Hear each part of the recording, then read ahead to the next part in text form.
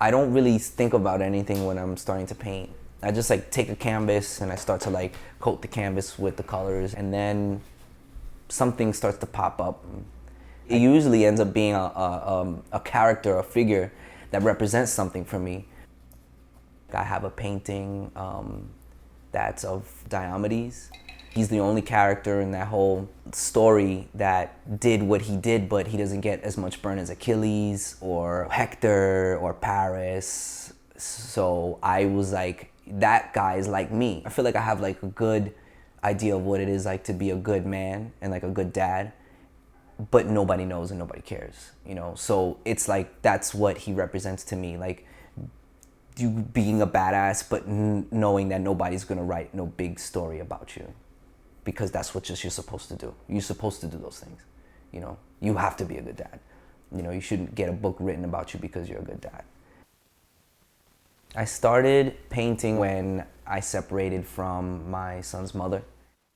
I was like messed up that day. My son was with me and he was like playing, and I was just sort of like not doing anything. My friend Mike was like, yo, what are you doing? I'm gonna come over. He came over with canvas, brushes. So we're messing with the stuff, and I really had a good time doing it. I haven't been able to stop doing it because that is my only way to that place of escaping the things that normally haunt me. I'm just like adding like layers of what I believe is going to be the colors for a portrait I'm doing of a friend of mine. Just like there's these layers of the painting that I like to look at, even if they're mess ups and stuff like that.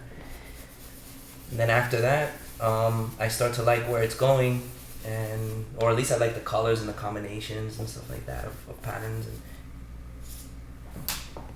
a lot of times, the figures that end up becoming my paintings, I guess you could say, have things, they represent things that are values that I care about as a father.